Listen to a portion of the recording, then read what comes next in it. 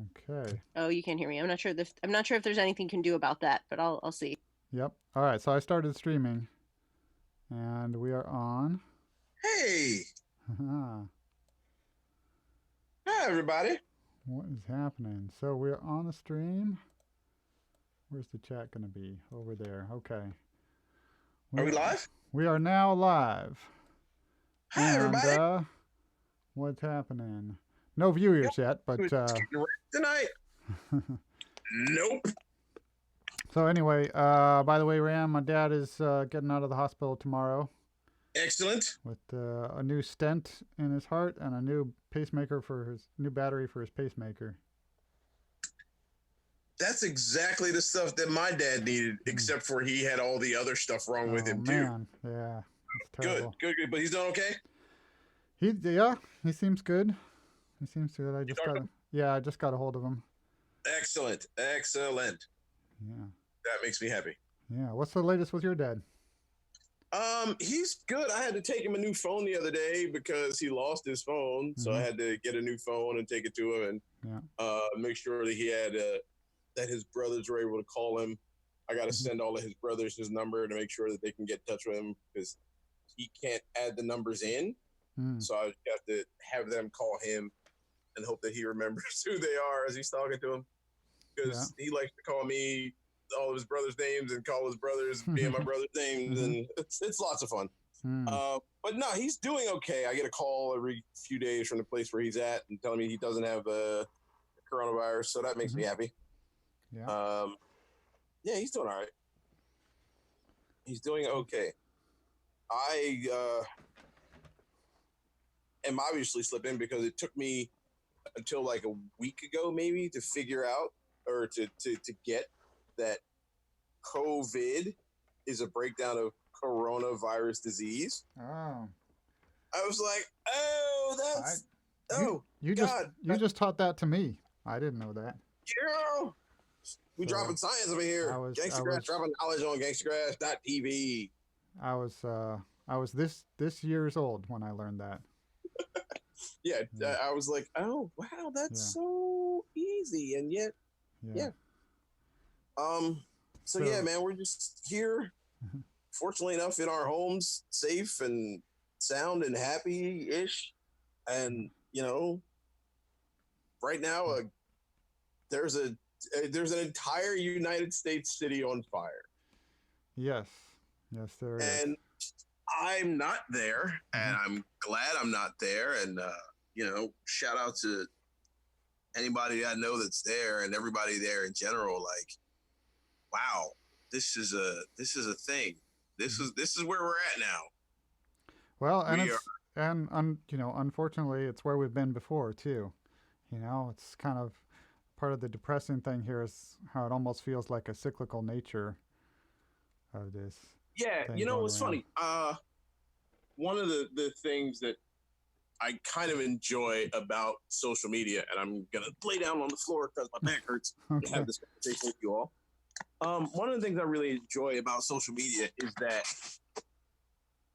you know, on an individual level, you can still have these conversations with people, right? Mm-hmm. It's impossible to do in a group setting Mm-hmm. because there is no there's no sarcasm font.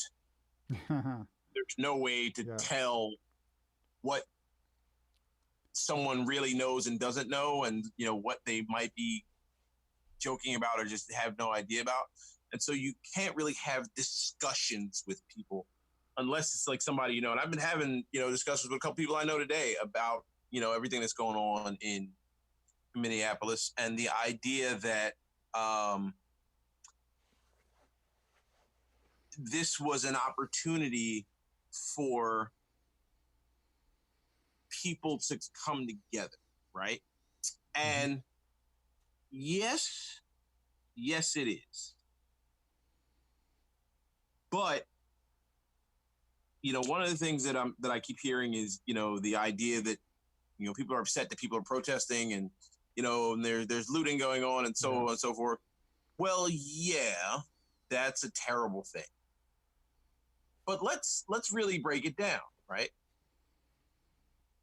There were protests there were just people in the streets protesting, right? Mm-hmm. And those people were met with police in riot gear, with tear gas, and so on and so forth. And, stuff popped off, and we're seeing now there's this idea that one of the people that started breaking windows and stuff was actually a cop. Yeah. So there's all this really weird subtext, right? And the whole discussion is just a complete tangent, which is, I find, one of the frustrating things is like, you have the protests about racism, right? And then somebody breaks some windows and something gets set on fire. And then all the discussion is about looting and is it justified, not justified? Was it a cop? And all of that is just completely derailing what we should be talking about, which is the problem of the racial violence that's going on in such a repeated fashion that needs to be addressed. Yeah, because my friend who I was talking to, she said that this could have been a moment, right? Sure, it could have been, and Sandra Bland could have been a moment, and Tamir Rice could have been a moment, and Oscar Grant could have been a moment. Well, I want to ask you something about that, because those all were moments in a particular fashion, but what you're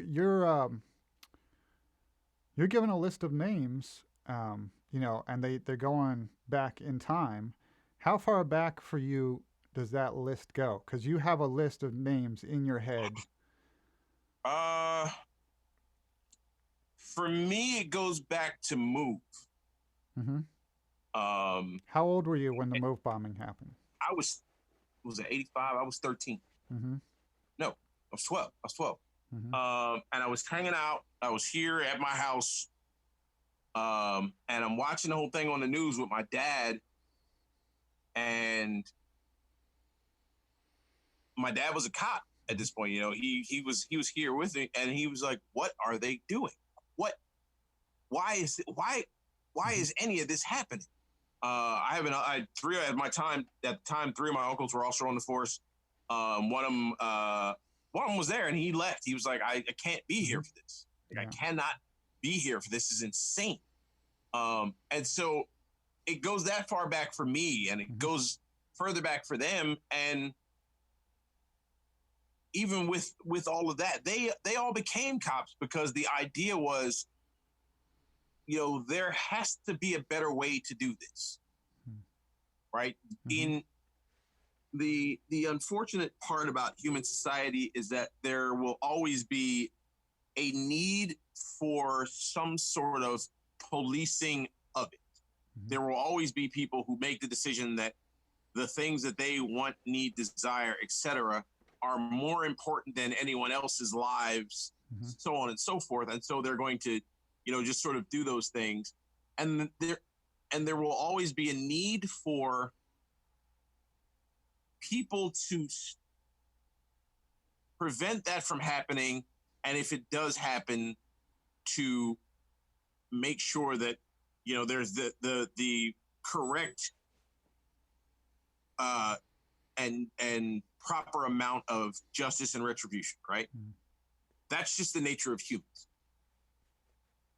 So with that comes the fact that, what do you do then? How do you go about that? And well, I'd like to talk about you, if it's okay, and me, and talk about, on an individual level, what we're experiencing here and what maybe other people are experiencing differently that gives us such different perspectives on it. And so I wanted to start about, if you were 13 and there was a Move bombing and you heard the names and you got, a first impression of, some people were killed by the police. From there, more names started being added in, what's been going on in your life for a long time now, right? Yeah. Like from there, and this is not something that has happened for a lot of people in this country, but it's something that I think, and I mean, feel free to jump in and tell me, your perspective on this. But I would say this is something that is shared. People of color have been sharing this memory, this list of names and people that they're trying to get out there, and that is like, and that weigh on your hearts, and have started to weigh on my heart, so started to weigh on other people's hearts as they should, but there's a memory there that's been building up, and this list of names that I think is very impactful on how people view these things. So I have the benefit, like I said, of coming from a police family, right? Mm-hmm. And sort of existing in a world where I have seen the horrors of bad policing, right? Mm-hmm. As well as the necessity of good policing, right? A lot of people don't get that. Mm-hmm. And so all they have is, this example of bad policing of, Sean Bell and Amadou Diallo and so on and so on and so forth, of people that weren't really doing anything and did not deserve, even if it is, an idea of the commission of a crime. Okay, fine. If you have the opportunity to arrest someone in the commission of a crime, it should probably be done, right? But it very often is not that. It's just, I'm on the scene. This starts. I'm going to kill this person, right? So, or it may not. Even if it doesn't jump right to that, they bring there is a mindset that's brought into it of like I need to exert force. I need to have authority on this, and that it's sort of, there's a different concept between a peacekeeper and an enforcer. And exactly. So I'd say from what I'm hearing, I think that there's been, strained relations in the sense that the police have not necessarily been from the neighborhoods that they're policing, and they go in with this war mindset of like, I'm here to stomp down whatever's going on, instead of I'm here to work with people on what they need. Yeah, and that for me has always been how I've been able to sort of deal with it. Like, for me, having a cop in my house and in my family, I've been able to sort of see these people as people that go out every day and are going to work, and their job is to A, maintain the peace, and B, the only thing they really want to do at the end of the day is come home. But unfortunately, there are enough that exist for whom the idea is, it's not about me keeping the peace. It's about me establishing my sense of order on other people, and then them sort of having to bend to my will. And then because of the sort of the naturehood of just communities in general, there becomes this brotherhood where if somebody's doing something, even if you think it's wrong, for you to say something about that makes you in the wrong, right? And the same thing exists in just about any sort of culture. So if somebody's doing something wrong on your block, if you tell somebody, you're snitching. If somebody's doing something wrong in your precinct, if you tell somebody, you're snitching. Now, that exists in humans, but the difference is when you decide that you're going to assume the role of the beings whose job it is to keep peace, you have to be better. You have to be better. You have to, if you're going to make that decision, right, and have that responsibility on your shoulders, then you also should have to decide to be better. Sure, and that's on a basic universal level. You're not allowed to do all the things that other people do, right? Sure, on a universal level, like part of the issue here is like there's got to be a way, and there often is. We see plenty of other examples, but there should be a way in general that you can apprehend an unarmed person and at the end of the day make sure that they don't end up dead. And that should be a bedrock part of the equation across the board. And it it feels like it is a lot of time. You know, when But you look at the other part of the uh, story here, though, that's really also infuriating, is that so much of these times when somebody does end up dead, the ratio is so much higher for people of color, and that is yeah, just like really heartbreaking, not just because of the people that are losing their lives, but about for the people that see all that going on. What and you can tell me how this resonates with you or not. How it affects how you carry yourself through life, having seen all these examples of how much more likely it is for you in any interaction with the police to end up having violence done to you. I'm very careful. Now, I will say, every year I get my dad gets his FOP cards, Mm-hmm. and they have them. They can give out to their friends and family, and I have two of them in my Mm-hmm. wallet. You know what I mean? And my dad told me when I was real young, even him being a cop, he was like, look, it's not very easy out here. There are ways you have to behave. There are, just stuff you should not do, right? And you have, and his dad had that talk with him, right? Yeah. And I've had that talk with Aaron, and I'll have that talk with Alex when he's out and about more on his own. And would it surprise you to know that a lot of people don't know about those talks? Like, I was probably out of college when I really learned that the talk is not just sex education for your kids. Because that's what I mean. When I grew up, having the talk with your kids was the birds and the bees.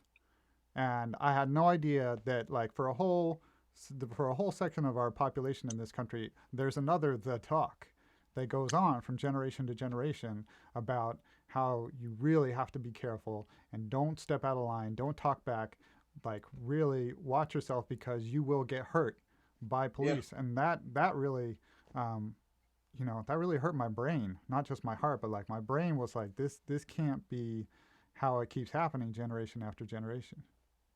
And for the great thing about you is that affected you. There are people that find this out and they're like, I don't even know, that doesn't even mean anything for me, so I'm going to keep it moving. Well, you can't do that. It doesn't help anything, right? You can't just ignore people's existence. And then when they tell you about it, and when things start to go crazy, there's people demonstrating right now. I'm watching people demonstrate at CNN Center. Like, a guy just got locked up at CNN Center. There's cops here in masks and shooting tear gas at the crowd that it's outside the CNN Center. Like, this isn't coming from nowhere. This is not just like, oh well, a guy died, right, and now we're gonna go crazy. This is not as much as it's about George Floyd, right? If it were just George Floyd, you could theoretically say why this level, right? But this is not George Floyd this year. And so this kind of stuff builds up, man. It builds up in people's psyches. It builds up in generations of people. And if you're not lucky enough to have what I had, right? A sort of a weight on that seesaw, right? A balancing weight that keeps you from just going nuts. Because of that. Then you're out in the street going crazy. Yeah. And then if you don't know anything about this, if your existence is so sheltered that you have no idea about having to have a talk with your kids and having, being concerned about when the cops come around you and, and not knowing any of these names, then this just looks like people going crazy. Yeah. And it's really not that, because if you look at 2 weeks ago, when people were at their state capitals, they went to their state capitals armed. Right. Because they couldn't leave their houses. Because they couldn't go to work. Yeah, I get it. You got to get to work. You got to get your paper. I understand that. And it's not like anyone's saying, well, we've declared martial law. Go home until we say so. There's a reason for this, right? Yeah, and it's a hard thing to square. 100,000 people dead that, should be enough for you to say, all right, let me make these adjustments to my existence, instead of I'm rebelling against your tyranny and going to the state capitol with an assault rifle. Those are not the same thing, man. Yeah, that's you in the house for a month versus several generations of a lot of the same behavior, except now it's on tape. Now people are seeing. Well, that's part of my hope in this situation is with the cell phones and the social media, is that this building up of the list of names is starting to resonate with a lot more people. It's resonating outside of the people of color communities that it's been happening to as much. And so, hopefully, and I think maybe we're seeing more people get as emotionally invested in this and feel the weight of being able to rattle off the names, because, the names, even the long list of names, is still symbols for an even bigger list of all the stuff that wasn't caught on tape and all the stuff that people dealt with day in and day out. And then we just have these symbols of this name, another name, and the names that we connect to a face and think of as a person that hurts to think about is a lot more effective in building up that emotional weight than just a statistic. And we all have different places on where we are in building up that list. And I know for me, moving to New York drastically changed how that list worked for me. I think before I moved to New York, a couple of years before I moved to New York was the Rodney King verdict, right? So there was a name there, And before that, I knew about racism, but I didn't have a list going. Then there was Rodney King, that was a name, riots over that, and so there was one. But I think moving to New York changed it for me because I was living in Brooklyn. I was living in communities that felt this stuff, so you heard it more. You felt it more that these names were meaningful to people. So when Amadou Diallo happened, in my neighborhood, there was pain and a chance to see people reacting with connection to this person that they didn't know, and that sunk in a lot for me. That probably wouldn't have if I was living somewhere that was not connected to communities that were affected by this. And from there, there was I remember when the Amadou Diallo thing happened. A lot of people don't even know there was a song about that. Raucous Records put out a record with a bunch of different MCs on it, and it was one of those things where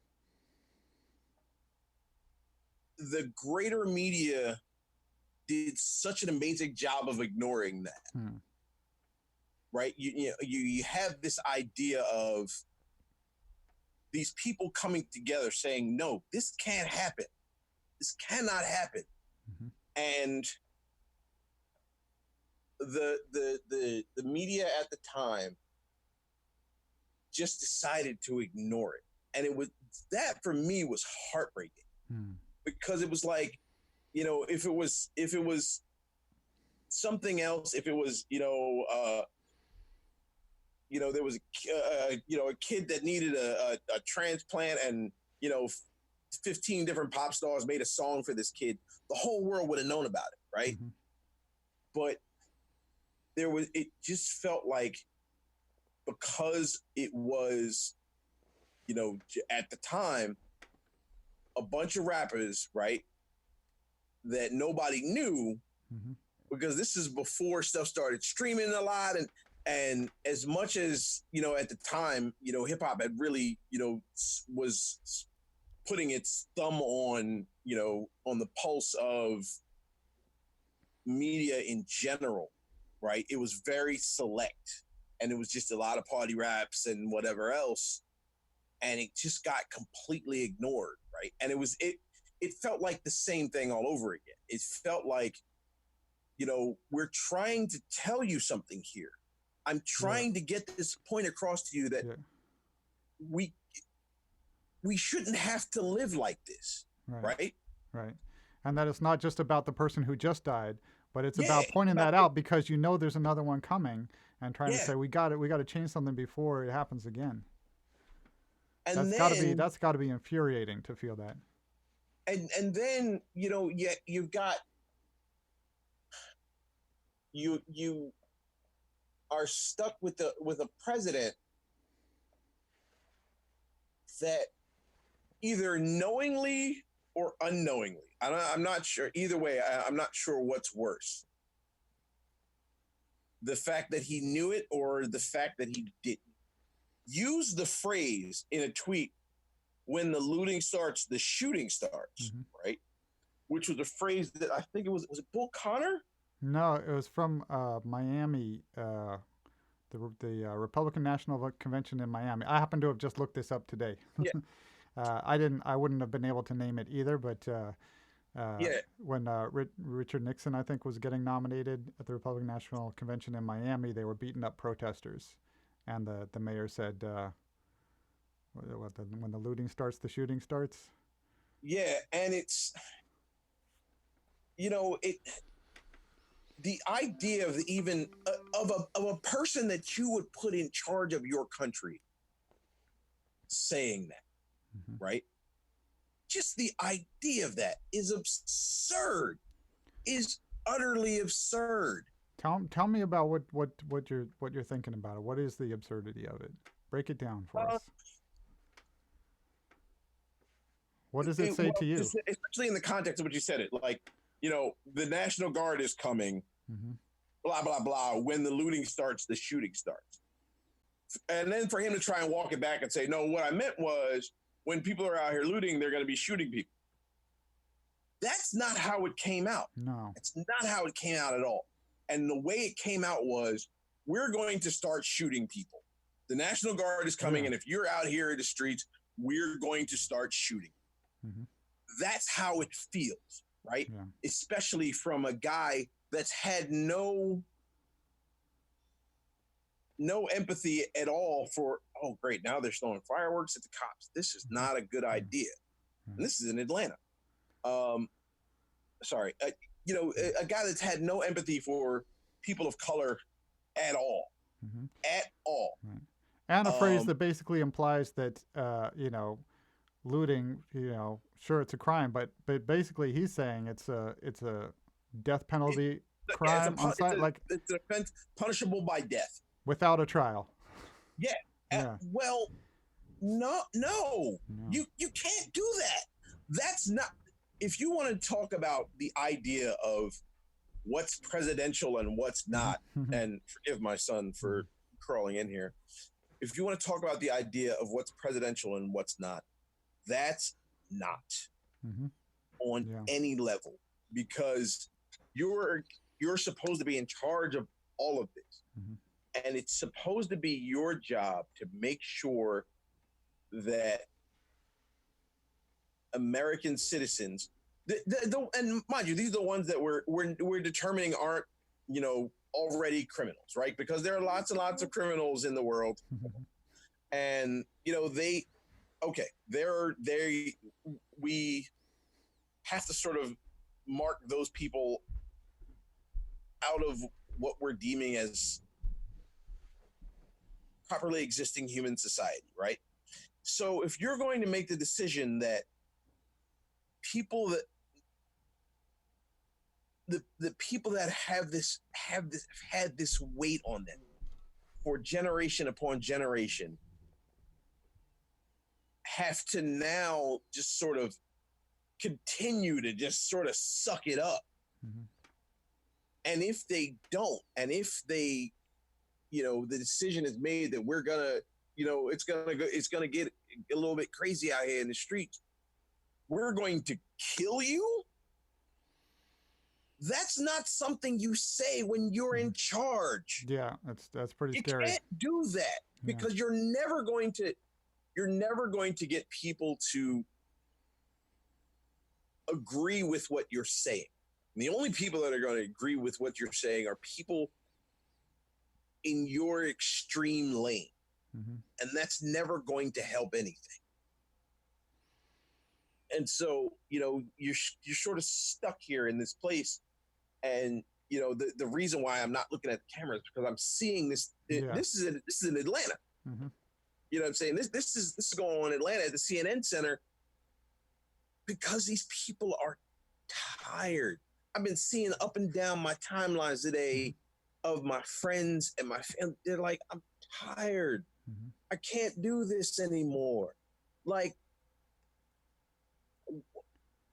why? Why? A, why is this man dead? Mm-hmm. B, why are these 4 individuals that are responsible for his death still walking the street? Mm-hmm. And C, and the worst part is, why is anyone else condoning it? Mm-hmm. Why isn't the entirety of this country up in arms saying, no, this can't happen. Mm-hmm. This cannot happen to people and I've had this discussion with people before about when people that get shot by the gun or, in shootouts with the cops and die.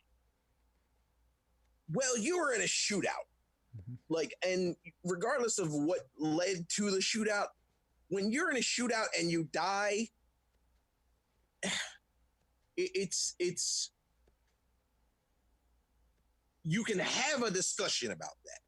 This is not something you can have a discussion about. This is wrong. Mm-hmm. Period. End of story. And anybody that makes the decision that they're not going to stand up and say that this was wrong, they need to really sit down with themselves. Because regardless of how many cops are in your family, regardless of who you love that's a cop, regardless of any of that,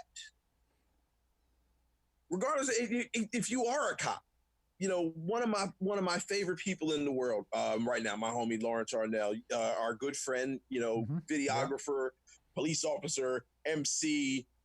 This guy does it all. Stand-up comedian, he really does it all. You know what I mean? This guy is my hero. And he just said, he and I just had a discussion like, this is just wrong.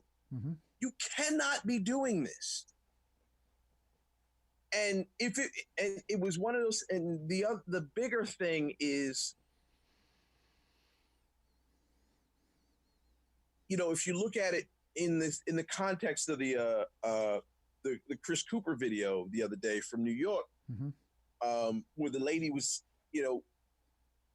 calling the cops on this guy because he told her to leash her dog in the park.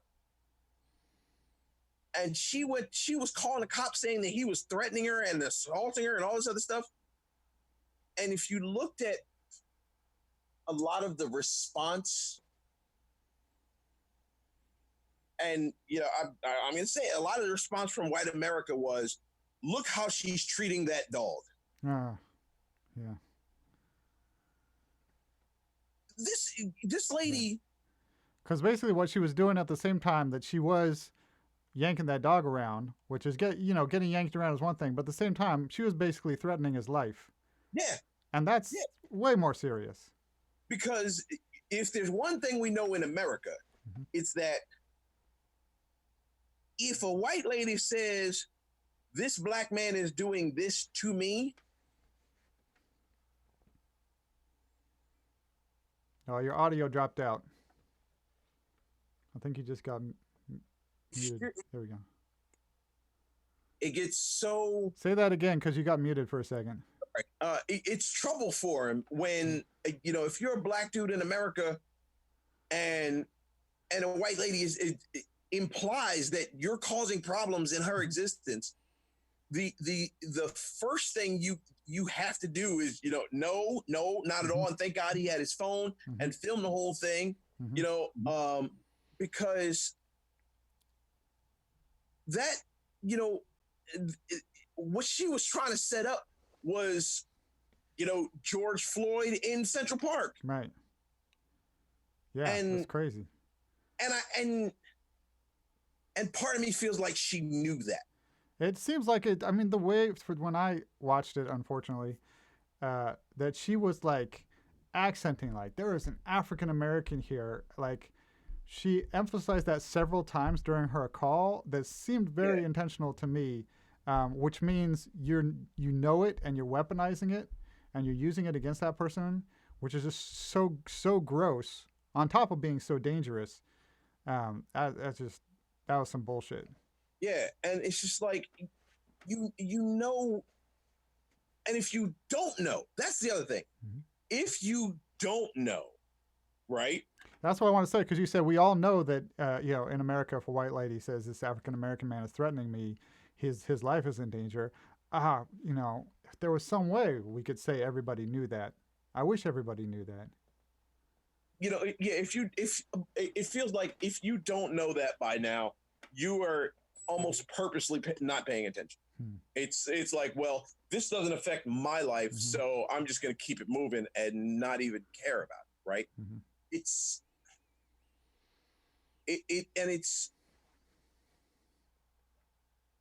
so frustrating to just kind of have to live this way, right? Well, tell me about. Can you tell me about when you say live this way, like what that is for you? If it's all right, if you can share that with us. This way is I don't like driving not having my kids in the car. Because at the very least, if I get pulled over and I have my kids in the car, I feel like there's at least a second's worth of, all right, let me, at least be rational with this man because he has children in the car. Knowing full well that very often that's not the case, but that just sort of is a thing that I have, right? And it's just, it gets to be frustrating when trying to having to explain that, because it makes me wonder why it's so difficult to recognize.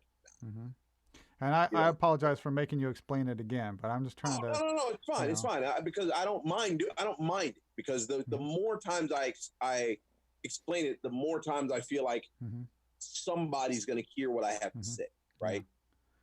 And I believe in your ability to talk to people about it, so I wanted to put us on there and talk about it. That's why I'm fine with it and fine with talking about it. But yeah, but it is rather frustrating because it feels like people just don't believe you, right? Like I imagine it would. If you know anything about my life, I have never been arrested. I have never been nothing. I've been pulled over a few times for speeding, that kind of shit. You've been pulled over 5 minutes after taking the wheel on our tour van after I drove for hours. Twice. Twice. Right. Michigan and Illinois. Yeah. Remember the last time? Yeah. And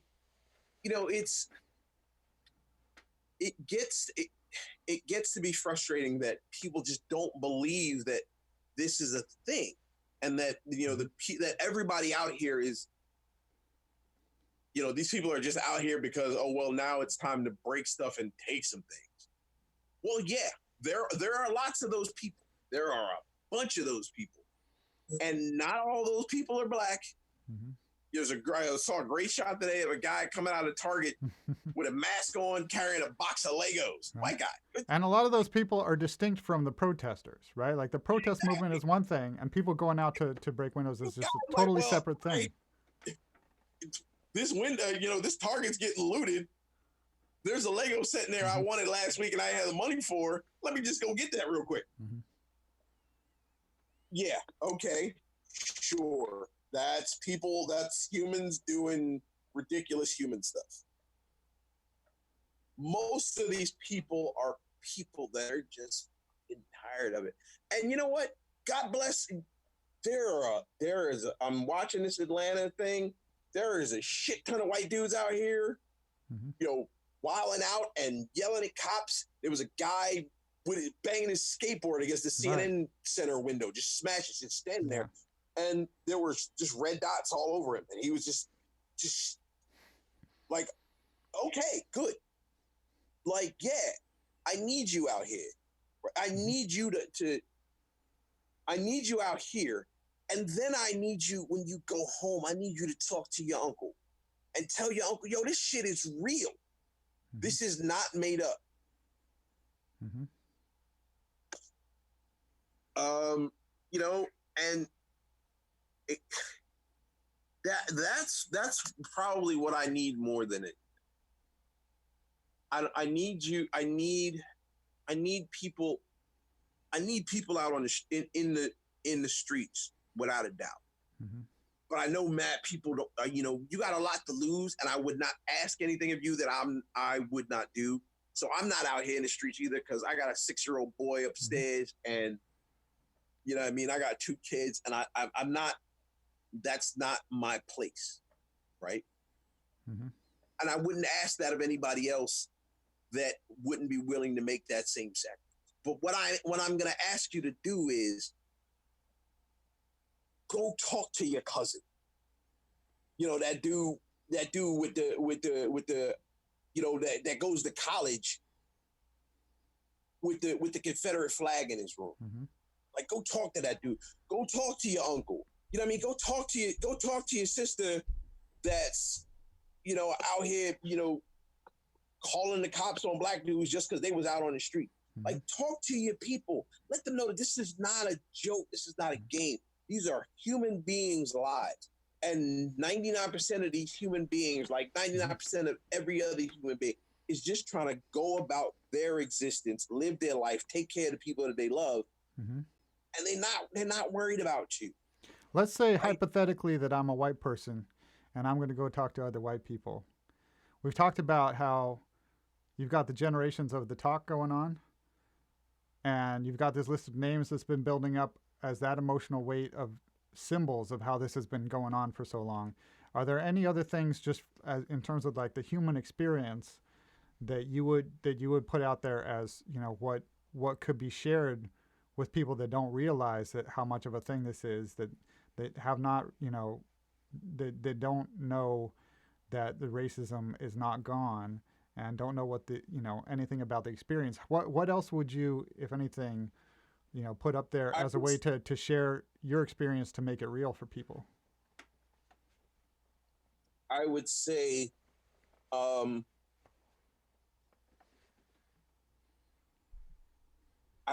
just listen, right? I don't need your comparisons. Mm-hmm. I don't need your anecdotes about how when, you grew up as the only white person in your neighborhood. I don't need you to ask me about, black on black crime. I don't need you to, I need you to look at the facts that exist, right? I need you to listen to people's stories, right? And I need you to recognize that none of this is not a game. It's not a joke. This is not something that you can just walk away from, because even if it doesn't affect you directly, it affects you living in this country. It affects you right now if you live in Atlanta or Minneapolis and wherever this shit's going down. That affects you, right? It affects you if you're a person that wants to exist in this country. Now, if you're, one of these people that, I don't deal with the rest of these folks, and I live here and there, and, nobody's near me, and I just want to, I go and get my stuff and I come home. If that's your existence, whatever. More power to you. Just don't try and hurt nobody else. Fine. But if you are going to try to exist in this society, you have to realize that it does affect you, and not wait for it to affect you. You can't be Dick Cheney and, anti-gay everything until your daughter comes out, and then you're like, oh, okay. You can't do that, because when you're doing that, you're allowing other people to negatively affect people's lives, man. And if you're okay with negatively affecting people's lives, say that. Be that guy. Put on that costume, right? Mm-hmm. Don't pretend that you're, I'm a good person. I just don't like niggas. Like, that's not a thing. That's not a thing. Mm-hmm. And that's all I ask, man. Like, make sure that everyone that you know, whether or not they're going to listen, right? Whether or not you think you're going to affect them, mm-hmm. talk to them. If this means anything to you, if you're a fan of Gangstagrass, and you and I are cool, you and Dolly are cool, you and Brian are cool, whatever. If those people have affected your life in some way, and there are people in your life that would not have nothing to do with them, or would degrade them, or talk to those people. If they don't want to listen, that's on them. But talk to them.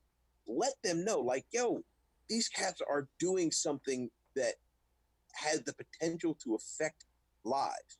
And even if even not even on that level, like, these guys are fathers. They're human beings. Let them live their lives. They should be allowed to live their lives. And if you don't have to change anybody's mind. I'm not asking everybody to go find a white person and change their mind. What I'm asking you to do is talk to them. Let them know that. Yeah. Let them know, like, there are lives at stake. Mm-hmm. There are human beings' lives at stake, and to just sort of allow it to happen, you're going to cost lives. Mm-hmm. And it's just not what we do. Mm-hmm. It's not who we are. We're better than this. We have to be. Otherwise, what's the fucking point? If we're not going to be better than what we are and what we have been, mm-hmm. what's the fucking point? Mm-hmm. You're like, all right, cool, let's just go, lick somebody that's got the vid and kick, right? Like, if you want to stay alive, you want to try and create something better for yours. You create better for yours when we do better when we do better. Mm-hmm. And if you want, if you really want this country to be great, you can't really have that label all the way. If people of color are getting killed for, unarmed, not threatening anybody and getting killed. You want it great? Sure, it can be great at some point, but there's a lot of work that's got to get done before that happens. Mm-hmm. And Because we And it's got maybe we got to tell some people that people of color that get killed by police, they can't go out and get haircuts now either.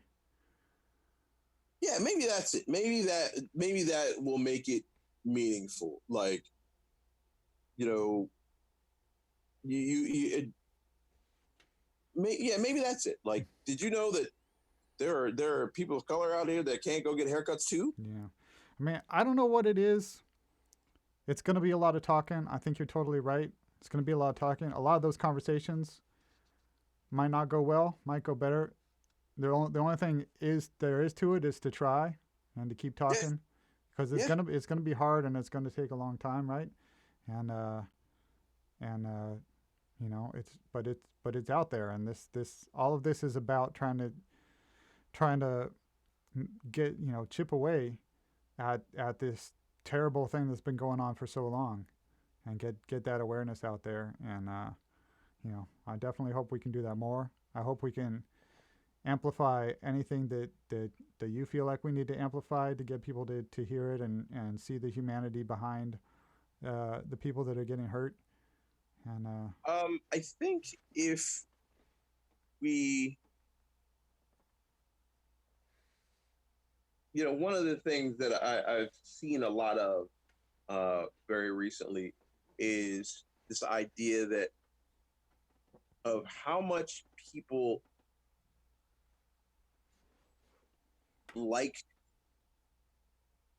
how much America likes Black culture, but not Black people. Mm-hmm. Right? So, our music's great, our food's great, and we're funny, and can do all this cool stuff. Tell me how that experience. Meh. Tell me how that experience has played out for you. Like, do you feel like you are welcome everywhere? No, but I don't care. Now, I personally, I'm at a point right now where if I'm there, you're going to know I'm there, and not because I'm being ridiculous, but because I'm being, right? So I'm not going to shy away from stuff. I'm not going to, if my input is required, you'll get it. If it's not, I'll fall back. No big deal, But after I'm done rapping, you know what I'm saying? If you're not willing to, accept me as a human being, then that's on you. You know what I'm saying? But I'm not going to ever give you less of me. I'm not ever just going to rap and then go sit in the corner because that's my place or anything. Like, no, I'm going to exist. Right. And you were bringing up the irony of in the Venn diagram of how much of the space there is between all the places that hip hop is welcome and celebrated, that you could go into and not be. Man, it's funny. A lot of these people don't even know how hip hop their life is. They have no idea. They don't know how hip hop their language is. They don't know how hip hop, everything in their life right now is way more hip hop than they will ever even know. Right. And then if you, and I don't know what's worse, people whose lives are way more hip hop that don't even know it, or people that want to sort of embrace it, right? And still be assholes. Like, you can't approach me, bumping trap music out of your Honda and then try and, call me some kind of Nick. Like, no. Do you even see that? Like, no, that's not a thing. No, that's the kind of thing where you're gonna hear about it from me. For the most part, if you want to be that guy, you go ahead and be that guy. Just don't try and stop me from living my life. But it fascinates me when people decide they want to claim something that obviously came from a place that they didn't, but don't want to respect the people who are responsible for that thing. You know what I mean? That I find that's a bit much. And it's like, all right, Like if you're gonna do one, you got to go all the way to the other. yeah, exactly. Yeah. And fortunately enough for a lot of people, I'm not going to be the one that's going to deal with you about it. I may say something to you about it. I'm not going to be the one that's going to deal with. There are people that will. There are people that will, man. And I got a song on the album called "Think It Through," and the last verse is about the N-word, right? Mm-hmm. And I say at the end of the song, like, I'm not going to tell you can't say it. If you got people that you roll with that they are comfortable enough with you as a human being that you can deal with them on that level, cool. It's not my place to tell you that you can't do that with your people. That's on them. What I'm saying is you have to be very careful with that, because if you try to take that into the larger world, Mm-hmm. I know, I tell this story all the time about this girl when I was working as a bouncer. This girl came up to me and her friends introduced me to her, and she was like, "Well, I'm glad I know somebody that works here, because this nigga downstairs wouldn't let me in, blah, blah, blah." Mind you, she's talking about a white guy. And I was like, "Whoa, slow down. Like, Mm-hmm. you and I just met.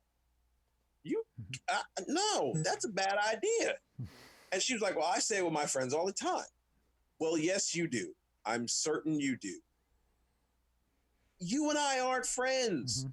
We're not friends. You can't just do that. That's just a bad idea. Oh I know man, grown men that would have smacked you in your mouth for that. yeah, if I could do things that I do with my friends just casually with anybody, this would be a crazy world. Oh, good God. Yeah, exactly. Dan would never wear pants, and it would just be chaos. And and so I feel like there's a lot of blackness that America has sort of embraced and loves and enjoys without really loving and enjoying Black people. Mm-hmm. And so that's another one of those things that check your friends on that. Mm-hmm. Check your friends on that, because it's just not cool. Like, no, you can't do that. Mm-hmm. You can't do that. Yeah. It's just nuts, man. It's nuts. And I feel like that's the other thing that right now it is theoretically possible, as I'm, TV is on and everything else happening.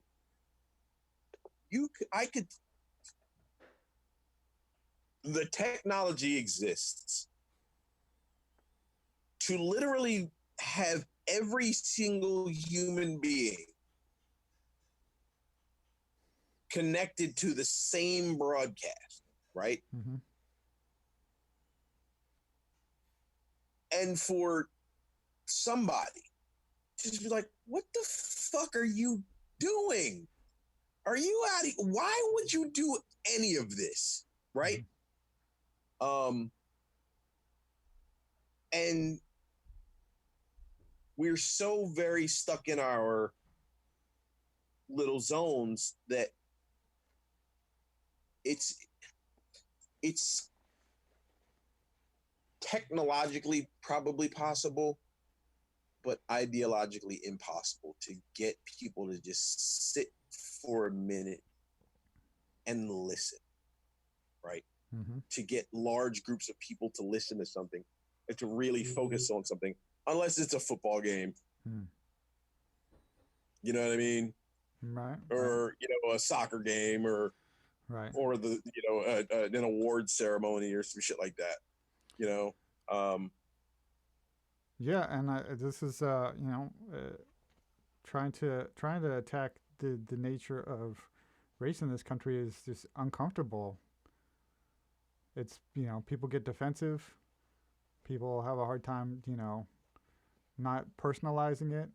I mean, Yeah, that's the thing. I've That's the thing. certainly that's certainly been true for me at times too, and Yeah, that's and that's that's the gonna be thing. hard. And I mean, it's yeah, we the can all thing. enjoy sports together, but once you start talking about the history of what a lot of white people have done in this country, it's gonna be a conversation.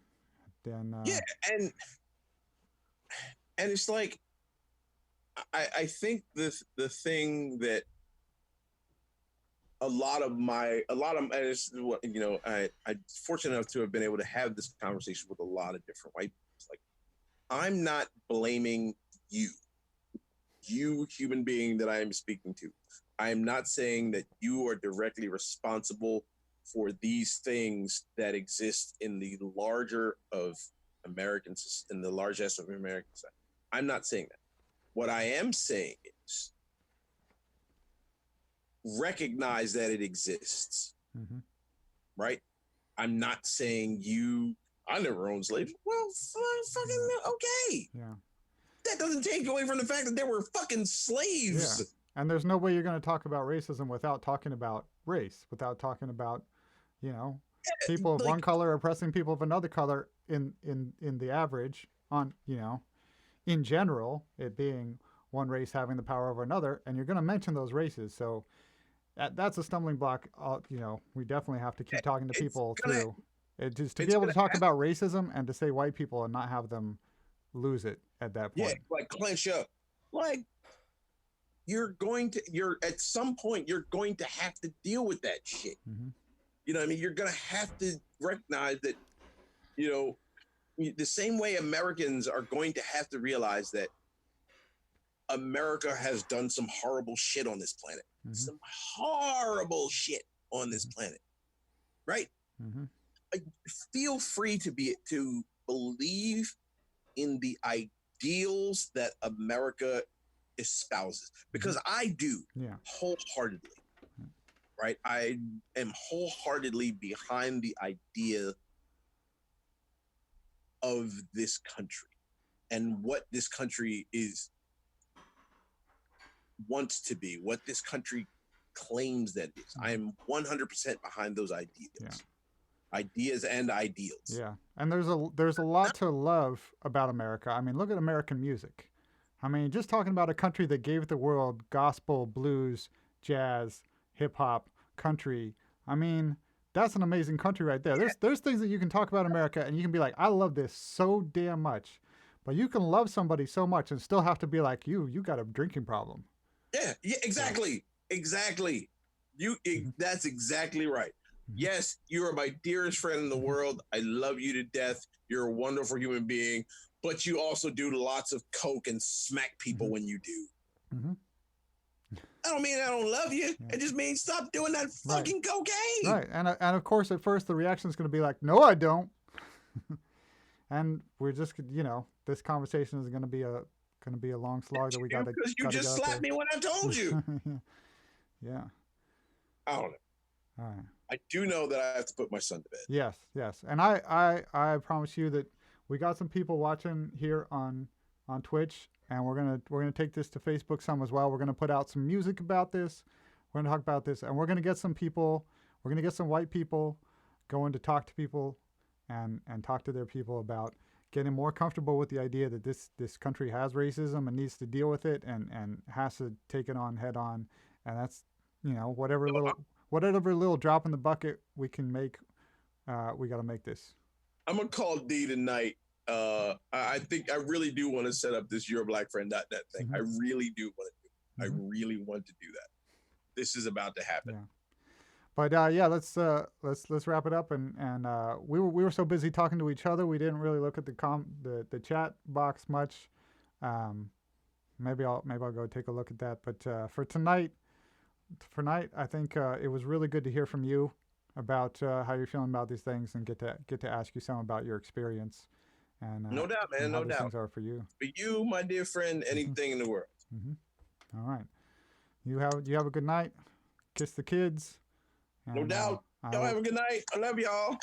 Bye, everybody. Peace.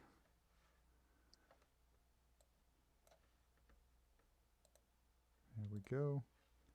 And I hope everybody enjoyed that. And I I'm going to stop the stream now and see you all again soon.